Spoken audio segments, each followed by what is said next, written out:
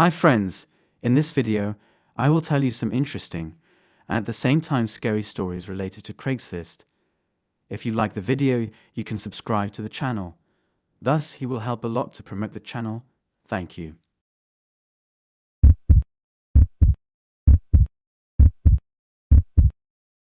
In 2018 in Austin, Texas, a young man named Tyler was looking for a car to buy. He had saved up some money working as a waiter at a local diner and wanted to buy a reliable car that would help him get around town. He browsed Craigslist, hoping to find a good deal on a used car. He saw an ad for a 2010 Honda for sale that was in good condition and had low mileage. The seller, whose name was Miguel, asked for $5,000 in cash and said he was willing to meet in a public parking lot near Walmart. Tyler thought that was a fair offer, so he contacted Miguel by email. They agreed to meet the next day at noon. Tyler withdrew $5,000 from his bank account and put the money in an envelope. He asked his friend Ryan to drive him to the meeting place, since he didn't have his own car. Ryan agreed, but warned Tyler to be careful not to trust strangers on the internet. Tyler assured him that everything would be fine, and that he had found out everything about the car and the salesman. They arrived at the parking lot a few minutes before noon. They saw a silver Honda parked outside the entrance to the Walmart. Tyler got out of Ryan's car and walked over to the Honda. He saw a man standing next to him holding a bunch of keys. The man looked about 30 years old, had short black hair and a goatee.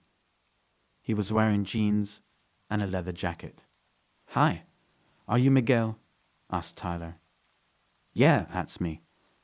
"And you must be Tyler?" the man said, smiling. "Nice to meet you. Is this your car?" said Tyler, pointing to the car. "Yes, it is." "Would you like to take a look?" said Miguel, opening the driver's door. "Sure," said Tyler, stepping into the car. He inspected the dashboard, the seats, the trunk, and the engine. Everything looked clean and well maintained. He was impressed with how good the car looked. "Well, what do you think?" asked Miguel. "It's gorgeous. I really like it," said Tyler. "Good. Do you have the money?" asked Miguel. Tyler pulled out his envelope of money. He held out the envelope to the salesman. Miguel opened it and counted the bills. He nodded and smiled. "Everything seems to be in order," he said. "Great. So can I have the keys and title?" asked Tyler. Sure. Just one thing," said Miguel. Miguel suddenly pulled a gun from his jacket and pointed it at Tyler. "Give me the money now," he shouted. Tyler froze in fear as Miguel snatched the envelope from his hand. Without wasting any time, Miguel ran towards his own car parked nearby and drove away quickly. Tyler was left standing there, shaken and traumatized. He immediately called the police and reported the robbery. Fortunately, there were surveillance cameras in the parking lot that captured the entire incident, including the license plate of Miguel's car. The police were able to track down and arrest all the criminals involved in the robbery, including Miguel. Tyler was relieved to hear the news, but he was still shaken from the traumatic experience. He learned a valuable lesson that day to always be cautious and aware of his surroundings. Although he lost his hard-earned money, he was grateful that no one was seriously hurt and justice was served.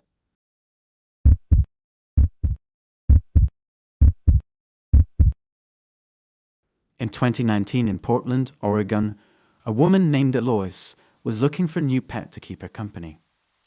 She had always liked parrots, and she found an ad on Craigslist that offered a beautiful yellow and blue macaw for sale.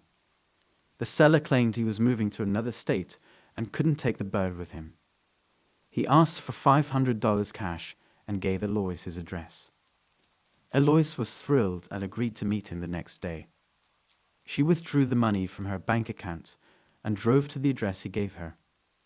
It was a dilapidated apartment building in a deprived neighborhood. Eloise was a little nervous, but decided to take the deal. She loved parrots and hoped the seller was honest. She knocked on the door of apartment 3B and waited. A man opened the door and smiled at her. He was tall and thin, with dark hair and a thick beard. He introduced himself to Leo and invited her in. Eloise followed him into a small apartment cluttered with furniture and boxes. In the corner, she saw a large cage covered with a cloth. "Is that a parrot?" she asked impatiently. "Yes, that's him," Leo said. "He's a little shy, but he'll soon get attached to you. He's very smart and talkative." Eloise walked over to the cage and lifted the cloth. She gasped when she saw the bird inside. It really was a macaw, but it looked sick and miserable. Its feathers were dull and ruffled, its eyes cloudy, and its beak cracked. When she saw Eloise, she squeaked weakly. "Oh, poor thing," exclaimed Eloise. "What happened to him?" Leo shrugged his shoulders. "He's just old, I think. He's been with me a long time." Eloise felt sorry for the bird, but she also felt angry at Leo for lying to her. She turned to him and said, "That's not what you advertised on Craigslist. You said he was healthy and handsome." Leo frowned. "Well, beauty is in the eye of the beholder, right? And he's still healthy enough to live a few more years." Eloise shook her head. "No, that's not right. You can't sell me that bird for $500. He needs veterinary care and proper nutrition." Leo sighed. "Look, lady, I don't have time for this. Do you want the bird or not?" Eloise hesitated. She was sorry to leave the bird with Leo, but she also knew she couldn't afford to take proper care of it. She decided against the deal. "No, I don't want him," she said firmly. "I'm sorry, but you're not getting my money." She turned to leave, but Leo grabbed her arm and pulled it back. "Wait a minute," he said angrily. "You can't just walk away from me like that. You agreed to buy the bird, so you have to pay me." Eloise tried to free herself from his grip, but he was stronger than she was. "Let me go," she shouted. Leo reached into his pocket and pulled out a knife. "Give me the money or else," he threatened. Eloise was terrified. She handed him the cash, hoping he would let her go, but Leo wasn't satisfied. He demanded her phone, wallet, and car keys too. Eloise had no choice but to comply. After Leo took all her belongings, he pushed her out of the apartment and locked the door. Eloise stumbled down the stairs, shaking with fear and anger. She couldn't believe she had fallen for such a scam. Luckily, a neighbor had witnessed the whole incident and called the police. The officers arrived quickly and found Eloise sitting on the curb, crying. She told them what had happened, and they immediately searched Lee's apartment.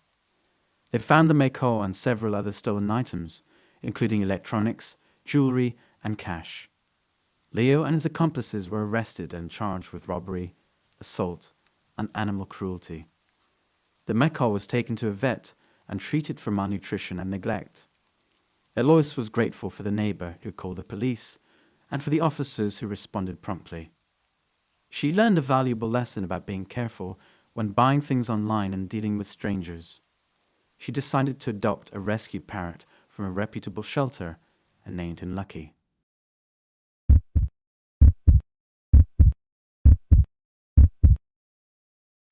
In 2020 in Reno, Nevada, a young man named Ethan was looking for a new camera to take pictures with. He had saved up some money working part-time at a coffee shop and decided to browse Craigslist looking for a good deal. He'd found an ad for a Canon Mark IV, the professional grade camera he had always wanted. The seller was asking $2,000, which was well below market price. Ethan thought that was too good to be true, but decided to contact the seller anyway. The seller responded quickly and said his name was Mike. He said he was moving out of town and needed to sell the camera as soon as possible. He offered to meet in the parking lot outside the Walmart store at 3 p.m. the next day. Ethan agreed and asked for a phone number, but Mike said he preferred to communicate only by email. Ethan thought this was odd, but he didn't want to pass up the opportunity. He packed his car with his old camera, laptop, backpack, and cash. He also took his driver's license and registration papers just in case. The next day, Ethan drove to the meeting place and parked his car in a spot near the front of the store. He checked his email and saw a message from Mike saying he was running late and would be there in 15 minutes. Ethan waited patiently and looked around for any sign of Mike or his camera. He saw many people coming in and out of the store, but none of them fit the description Mike had given him: a tall man with blonde hair and wearing a blue jacket. After half an hour, Ethan began to feel uneasy. He wondered if Mike was cheating on him or if he had changed his mind. He decided to call him, using the payphone outside the store. He dialed the number Mike had given him in his email, but it was disconnected. Ethan felt a rush of anger and frustration. He realized that he had been duped and that Mike would never show up. He cursed himself for being so naive and trusting a stranger on the internet. He went back to his car, hoping to save his day by going somewhere else. But as he approached his car, he saw something that made his heart cringe. His car was gone. In its place was an empty space with broken glass on the ground. Ethan felt a wave of panic and disbelief. He ran to the nearest security guard and told him what had happened. The guard called the police and asked Ethan to wait for them. Soon the police arrived and took Ethan's statement. They told him that they had recently received several reports of similar incidents in the area. They suspected that there was a gang of thieves who were targeting people selling or buying items online. They would lure them to meetings in public places and then steal their cars while they waited. They said they were doing everything they could to catch them, but so far they had no leads. Ethan felt hopeless and devastated. He had lost everything: his car, his money, his camera, his laptop, his backpack, and his personal documents. He had no way to get home or contact anyone. He had no insurance or backup plan. He thought he had hit rock bottom. But then something unexpected happened. A woman who had witnessed the theft came out to him and offered to help.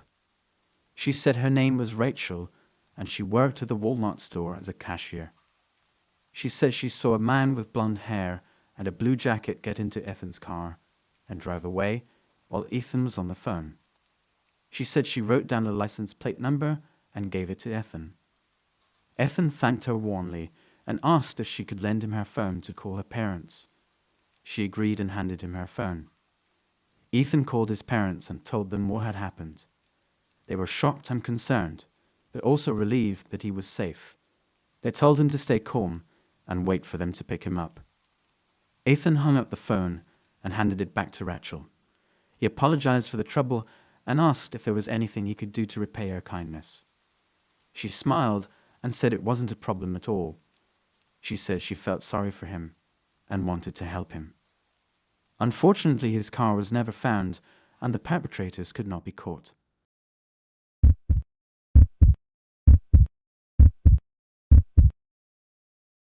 In 2018 Oregon, Sandra was looking for a new cell phone. She had been using the same old model for years and wanted to upgrade to something more modern and sleek. She browsed various online platforms and found a great deal on Craigslist. A seller named Kevin was offering a brand new iPhone for only $500. He claimed to have won it in a lottery and didn't need it. Sandra was skeptical, but decided to contact him anyway. She asked him for more information and pictures of the phone. He responded quickly and sent her some convincing pictures and specs. He also said he would be willing to meet with her in person and let her inspect the phone before buying it. Sandra agreed to meet him at a cafe near her workplace. She decided it would be a safe and public place to conduct the transaction. She drove there after work and parked her car in the parking lot. She texted Kevin about her arrival and asked him where he was. He replied that he was inside the coffee shop and asked her to come in. Sandra grabbed her purse and walked to the entrance. She looked around for someone who matched Kevin's description: a tall, blond man in a blue jacket and jeans. She didn't see anyone like that. She checked her phone again and saw that Kevin had sent her another message. He said he had changed his mind and wanted to meet her at his car. He said the car was parked behind the coffee shop and gave her license plate number. Sandra felt a rush of anxiety. She wondered why he had changed the meeting place so suddenly. She thought about backing out of the deal, but she really needed the phone. She decided to go along with his request, but she kept her guard up. She walked around the building and looked for his car. She saw it parked in a dark corner of the lot, away from other cars. It was a black sedan with tinted windows. She cautiously approached it and knocked on the driver's side window. The window rolled down, and she saw Kevin's face. He smiled at her and greeted her warmly. He apologized for the inconvenience, but he had personal problems and didn't want to stay at the cafe long. He said he had his phone with him and asked her to get in the car so they could finalize the deal. Sandra hesitated. She was uncomfortable getting into someone else's car, especially in such a secluded place. She asked him if they could do it outside. He shook his head and said it was too risky. He said there were questionable people around who might try to rob them or worse. He said he locked the doors and windows for their safety. He advised her to get in the car quickly before anyone noticed them. Sandra was torn between her desire for the phone and her fear of danger. She looked at Kevin's face again and tried to figure out his intentions. He seemed friendly and sincere, but she couldn't be sure. She wondered if he was telling the truth or lying to trap her. She made a decision and decided to trust him. She opened the door and got into the car. She immediately regretted it. As soon as she closed the door behind her, Kevin grabbed her by the neck and pushed her into the seat. He pulled her against him with his weight and covered her mouth with his hand. He whispered in her ear that he wasn't selling anything, and that he was going to take everything she had. Sandra struggled and tried to scream, but his grip was too tight. He reached into her purse and took her wallet, phone, and keys. He threatened her not to make any noise or he would hurt her. He then opened the door and threw her onto the pavement. He quickly got into the driver's seat and drove away. Sandra lay on the ground, shocked and injured. She had bruises on her neck and arms and a cut on her forehead. She couldn't believe what had just happened to her. She cried out for help, and some passers-by heard her and called the police. An ambulance arrived soon after and took her to the hospital. The police launched an investigation and used the license plate number to track down Kevin's car. They found it abandoned in a parking lot a few miles away from the scene. They searched it and found evidence that linked Kevin to the crime. They also obtained a description of his appearance from Sandra and circulated it among law enforcement agencies. They finally caught him a few days later when he tried to rob another victim using the same scheme. Kevin was arrested and charged with multiple counts of robbery, assault, and kidnapping. He was also found to have a criminal record and a history of similar offenses. He was sentenced to 25 years in prison without the possibility of parole. Sandra never fully recovered from the trauma of the incident, but she was grateful to have survived it. She'd learned a valuable lesson about being careful and cautious when dealing with strangers, especially online. She hoped that others would heed her warning and avoid falling into the same trap.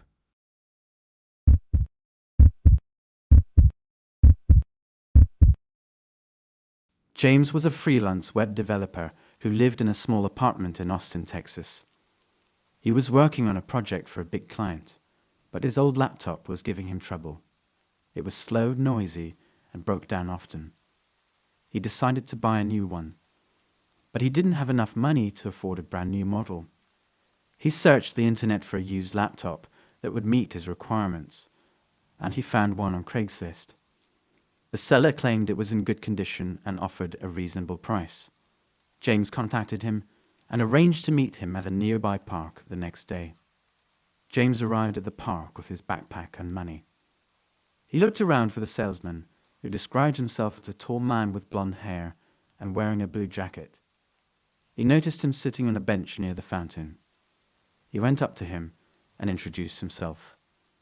The salesman smiled and shook his hand. He opened his backpack and took out his laptop computer. It looked exactly like the one in the picture. James was relieved and relieved. He asked if he could check it out before he bought it.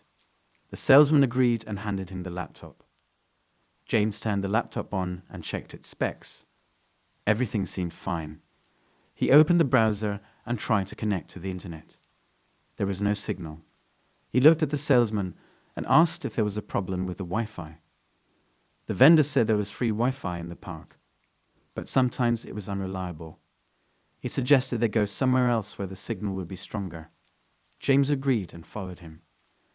They went to a secluded part of the park where there were no other people. James felt uneasy. He wondered why the salesman had decided to go to such a remote place. He looked at the laptop again and noticed something odd. There was a sticker on the back that said property of the Austin Public Library. He realized that the laptop had been stolen. He felt angry and betrayed. He turned to the salesman and asked where he got the laptop. The salesman's smile turned into a sneer. He said he had stolen it from the library and that he had more laptops in his car. He said James could buy them all at a cheap price. James realized he was dealing with a criminal who was trying to trick him. He refused to buy anything from him and demanded his money back. The salesman said James had two options: either give him the laptop and walk away, or fight for it. James chose the second option. He clenched his fists and prepared to defend himself. The salesman was bigger and stronger than James, but he was also clumsy. He lunged at James, who managed to dodge him and deliver a hard punch to his stomach. The salesman groaned and stumbled backward. James saw an opportunity to escape. He grabbed his backpack and ran as fast as he could. He could hear the salesman's footsteps behind him. He didn't stop until he reached a busy street, where he could see people and cars. He looked back and saw the salesman disappearing into the park. James was panting and sweating. He checked his backpack and found the laptop still there. He felt a sense of relief and triumph. He had stood up to a criminal and won. But he also felt pain in his arm. He looked down and saw that it was broken. He had probably injured it during the fight. He knew he had to go to the hospital and report the incident to the police. James hailed a taxi and went to the nearest hospital. He had to wait for several hours before he was treated, but eventually a doctor examined his arm and put a cast on it. James told the doctor what had happened, and the doctor advised him to report the incident to the police. James went to the police station and gave a statement to a detective. He described the salesman and the incident in detail. He also showed the detective the laptop and the sticker that proved it had been stolen from the library. The detective told James that they would investigate the case and try to find the perpetrator. A few days later, the detective called James and told him that they had caught the perpetrator. It turned out that the salesman was a known criminal who had been involved in several thefts and assaults. He had been arrested and charged with robbery and assault with a deadly weapon. James felt grateful and relieved. He knew that justice had been served and that he had contributed to making his community safer. He also learned a valuable lesson: to be careful when dealing with strangers and to always trust his instincts. He promised himself that he would never put himself in such a dangerous situation again.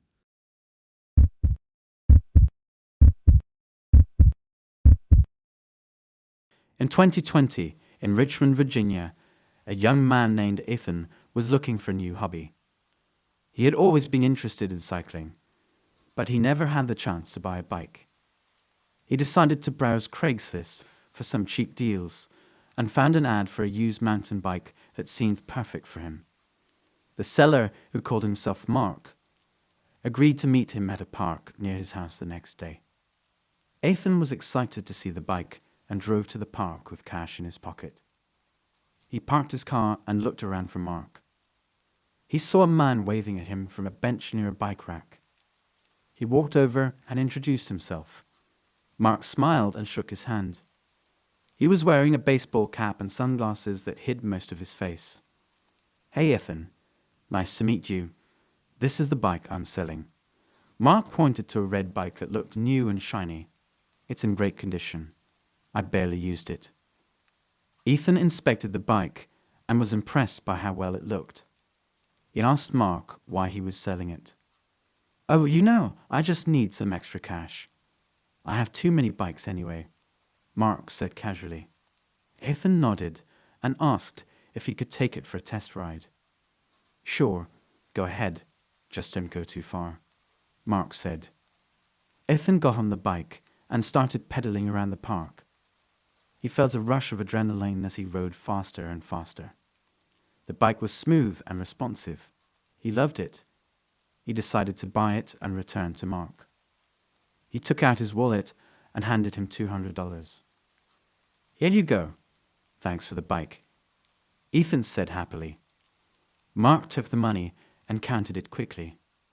He smiled and said, No problem. Enjoy your ride. Ethan thanked him again and got on the bike. He was about to leave when Mark suddenly grabbed his arm and pulled him back. Wait a minute, Mark said in a low voice. Ethan felt a surge of fear as he saw Mark's expression change from friendly to sinister. He tried to pull away, but Mark was stronger. What's wrong? Ethan asked nervously. Mark leaned closer and whispered in his ear, You know what's wrong. You stole my bike. Ethan was confused and scared. He didn't know what Mark was talking about. What? No, I didn't. You sold it to me, Ethan protested. Mark shook his head and said, No, you didn't. You stole it from my garage last week. I recognized you as soon as I saw you. You thought you could get away with it, huh? Well, you're wrong. Ethan realized that Mark was delusional and dangerous. He had never seen him before in his life. No, you're mistaken. I don't know you, Ethan said desperately. Mark laughed maniacally and said, Don't lie to me. I know you're lying. You're going to pay for what you did. He reached into his pocket and pulled out a knife. He raised it above his head and stabbed at Ethan's chest. But Ethan managed to dodge the attack and pushed Mark away. He quickly got on the bike and pedaled as fast as he could, trying to escape. Mark chased after him on foot, still wielding the knife. Ethan was able to outrun him and eventually made it to his car. He drove away as fast as he could, but not before Mark had managed to scratch the side of his car with a knife. Ethan was shaken by the incident and immediately called the police to report what had happened. They arrived quickly and searched the park for Mark. They found him hiding behind a tree, muttering to himself. He was arrested and charged with attempted murder and assault with a deadly weapon. He was sent to a mental institution for evaluation, where it was determined that he suffered from paranoid delusions and severe schizophrenia. Ethan was lucky to have escaped with only a few bruises and scratches from the struggle. He learned a valuable lesson to be more cautious when meeting strangers online, and to trust his instincts when something seems off.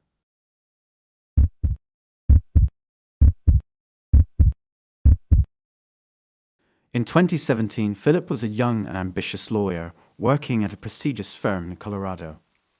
He had always dreamed of owning a motorcycle, but his busy schedule and limited budget kept him from pursuing his passion.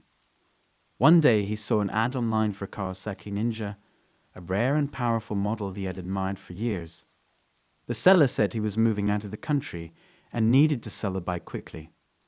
He offered a very low price, and Philip couldn't resist. Philip contacted the seller and arranged to meet him at a remote location in the mountains. He borrowed his friend's truck and excitedly drove there. He hoped that the motorcycle was in good condition and that the transaction was legitimate. When he arrived at the meeting place, he saw the motorcycle parked next to a rusty van. The seller turned out to be a middle-aged man with a balding beard and a leather jacket. He greeted Philip and handed him the keys. Philip examined the motorcycle and was impressed by its beauty and features. He asked the seller why he was selling it so cheap. The seller replied that he had inherited it from his uncle, who had recently passed away. He said he didn't have a license or garage to store it. He said he just wanted to get rid of it as soon as possible. Philip felt sorry for him and decided to buy the motorcycle without further questions. He paid the salesman in cash and thanked him for the opportunity. He put on his helmet and gloves and prepared to get behind the wheel of his new motorcycle. He turned on the ignition and heard the engine roar. He felt a rush of adrenaline and joy. He was about to fulfill his dream. However, as soon as he shifted gears and accelerated, he felt a sharp pain in his back. He looked around and saw a salesman with a gun in his hands. The man shot him in the spine and aimed again. Philip lost control of his motorcycle and crashed into a tree. He fell to the ground, bleeding and paralyzed. The salesman ran up to him and kicked him in the face. He took the money and keys and drove off with the motorcycle and the van. Philip lay there, helpless and hopeless. He tried to scream for help, but no one heard him. He realized that he had been deceived and betrayed by a ruthless criminal. He wondered if he would ever be able to walk or ride a motorcycle again. Fortunately, a group of hikers found him a few hours later and called for an ambulance. Philip was rushed to the hospital, where he underwent emergency surgery. The doctors were able to save his life, but he remained paralyzed from the waist down for the rest of his life. The police investigated the crime and were able to track down the perpetrator using surveillance footage and witness statements. The man was arrested and charged with multiple offenses, including attempted murder, robbery, and fraud. He was found guilty and sentenced to life in prison without parole. Philip's life was forever changed by the traumatic event, but he refused to let it define him. He worked hard to adapt to his new circumstances and pursued a career as a disability rights advocate. He used his experience to raise awareness about the importance of motorcycle safety and the dangers of online scams. He also started a support group for other victims of violent crimes and became a source of inspiration and strength for many.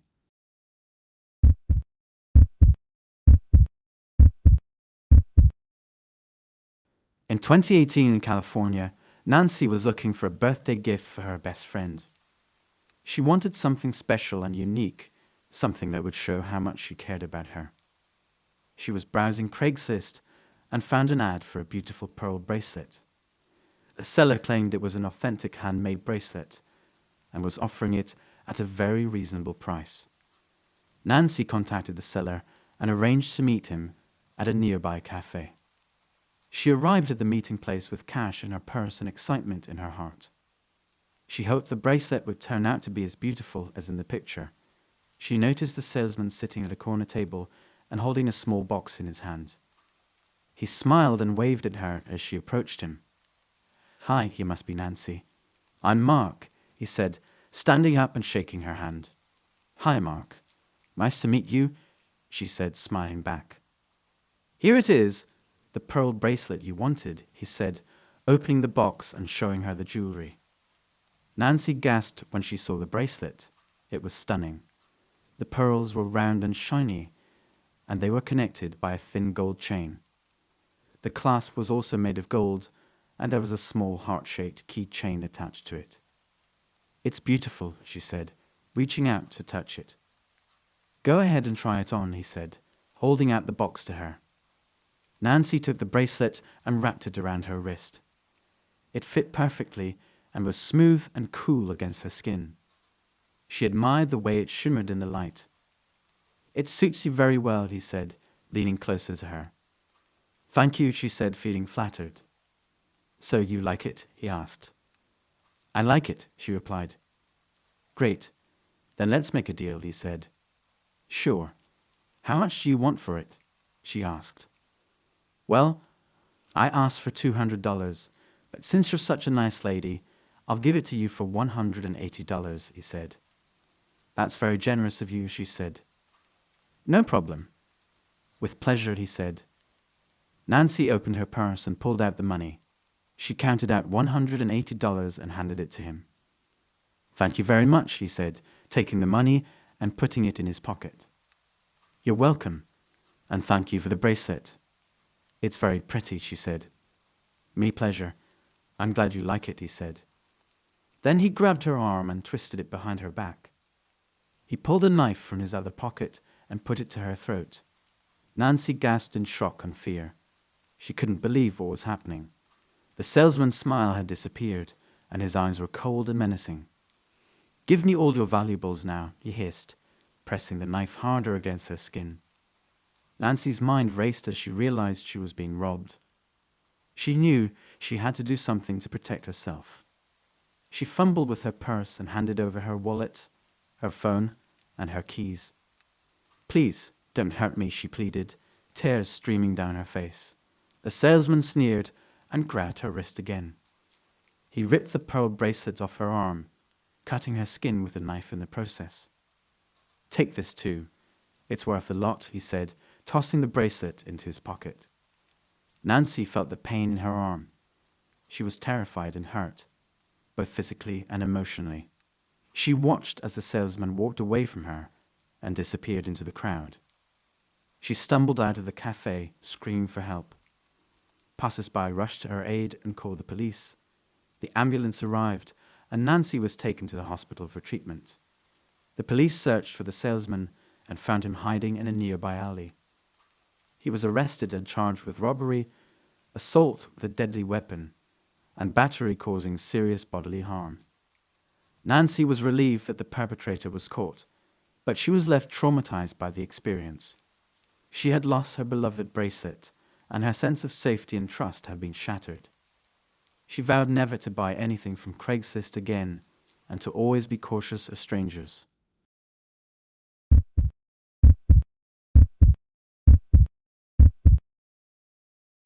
In 2019 in Oregon, a young man named Ethan was looking for a sofa for his new apartment.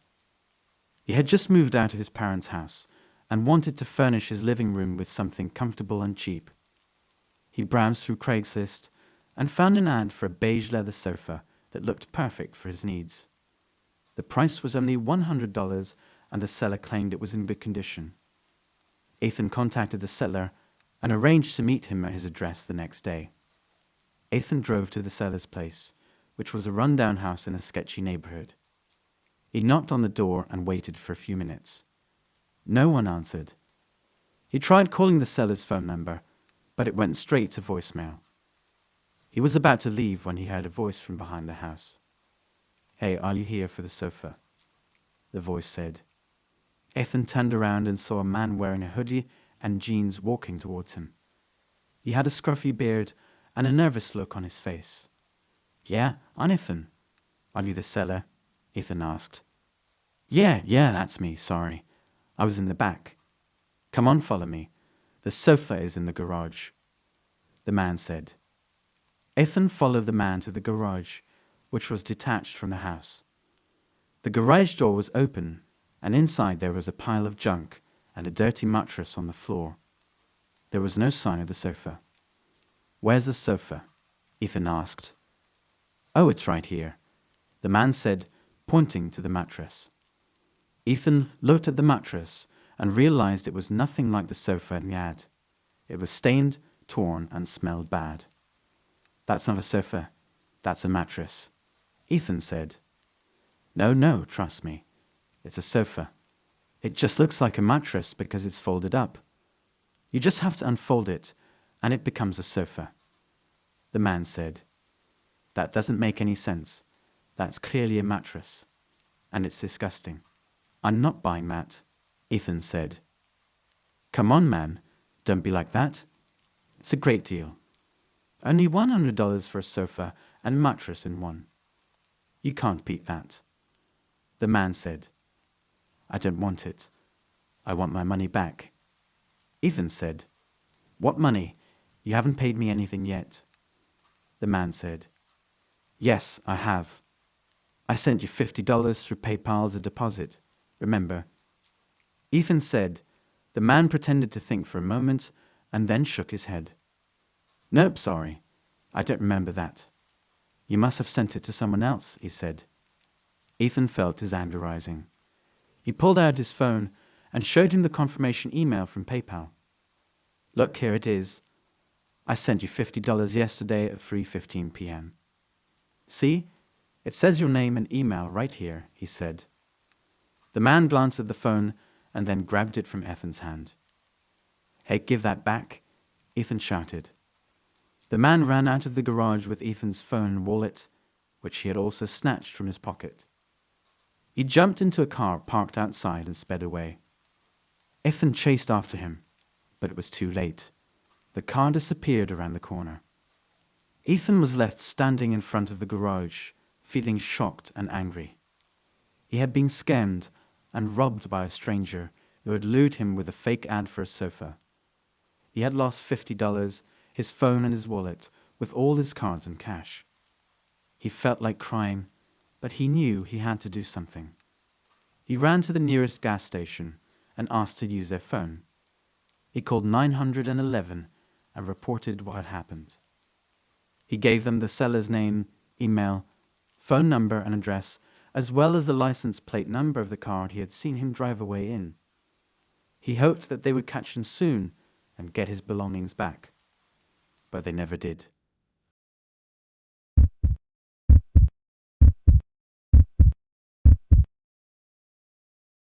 In 2017 in California, a young man named Ethan was looking for a new bike.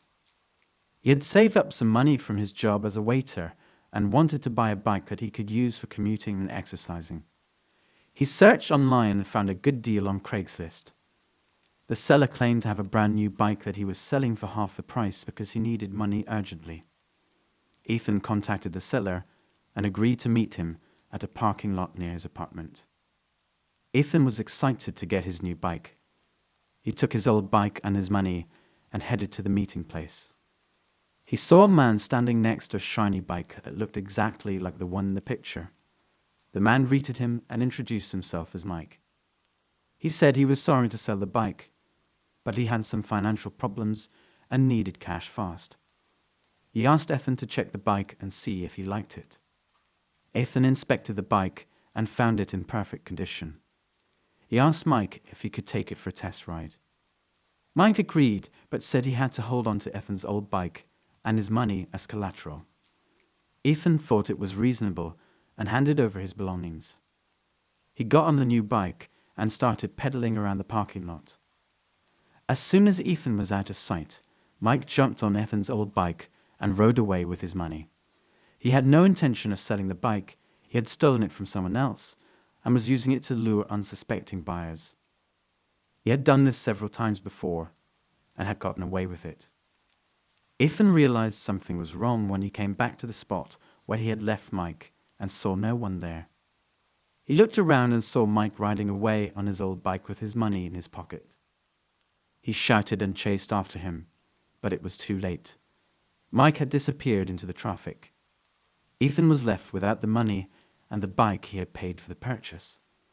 He also suffered some injuries from falling off the new bike when he tried to catch Mike. Ethan felt angry and betrayed. He called the police and reported the incident. He gave them Mike's phone number and description, as well as the details of the bike he had stolen. The police said they would investigate, but they warned him that it might be hard to find Mike's since he probably used a fake name and number. Ethan felt hopeless and frustrated. He had lost his savings and his means of transportation. He had no way of getting to work or anywhere else. He felt like giving up. But then he remembered something. He had taken a picture of Mike and the bike before he handed over his money. He had done it as a precaution in case something went wrong. He looked at his phone and saw the picture. He decided to post it on social media and ask for help. He uploaded the picture on Facebook, Twitter, Instagram, Reddit, and any other platform he could think of. He wrote a caption explaining what had happened and asking anyone who recognized Mike or the bike to contact him or the police. He also asked people to share his post as much as possible. This post went viral. Thousands of people saw it and shared it with their friends and followers. Many people expressed their sympathy and support for Ethan. Some people offered him money or a ride. Some people even offered him a new bike. But most importantly, some people recognized Mike or the bike. They sent Ethan messages with information about Mike's real name, address, workplace, or other places where he hung out. They also sent him pictures or videos of Mike or the bike that they had taken or seen online. Ethan forwarded all this information to the police. The police used it to track down Mike and arrest him. They also recovered Ethan's money and old bike, as well as the new bike that Mike had stolen from someone else. Ethan was overjoyed when he heard the news. He thanked everyone who had helped him online or offline. He also thanked the police for their work. He got his money and old bike back, as well as the new bike that he had originally wanted to buy. Ethan learned a valuable lesson from this experience. He learned to be more careful when buying things online, and to always verify the identity of the seller before making any transactions. He also learned that there are good people in the world who are willing to help others in need. He decided to use his new bike for good purposes. He joined a charity group that used bikes to deliver food and supplies to homeless people in his city. He also started a blog where he shared his story and tips on how to avoid scams online. He hoped that by doing this, he could prevent others from falling victim to Mike or other scammers. He also wanted to raise awareness about the problem of bike theft and how to protect one's bike from being stolen. He contacted the original owner of the new bike that he had received from the police. He found out that the owner was a woman named Rachel who lived in another city. She had bought the bike as a gift for her husband who loved cycling. She had posted an ad on Craigslist to sell some of her old furniture, and Mike had contacted her pretending to be interested. He had asked her to bring the bike along when she came to pick up the furniture. He had then attacked her and taken the bike and her money. Ethan felt sorry for Rachel and her husband. He offered to return the bike to them, but Rachel refused. She said that she was glad that Ethan had found the bike and that he deserved to keep it. She said that she had already bought another bike for her husband and that they were happy. She thanked Ethan for his kindness and honesty. Ethan was touched by Rachel's generosity. He decided to do something nice for her and her husband. He used some of his money to buy them a gift card for a bike shop in their city. He also wrote them a thank you note and sent them both along with the bike's registration papers. Rachel and her husband were surprised and delighted when they received Ethan's package. They called him and thanked him for his thoughtful gesture. They said that they were proud of him for what he had done and that they considered him a friend. Ethan felt happy and grateful. He had made new friends and gained a new bike. He had also helped others and learned a lot. He realized that sometimes bad things can lead to good things. He also realized that sometimes good things can come from unexpected sources. He decided to keep using his bike for good causes and to keep sharing his story and tips online. He hoped that by doing this, he could make a positive difference in the world. My opinion? Many of these stories were caused by the victims themselves, such as in recent stories, a victim went to a home in an unfavorable neighborhood. I think everyone understands that this is not a good idea. So in such cases, it is important to stay alert and take something with you for self-defense. Otherwise, you have a good chance of getting into my next video. Thanks for watching.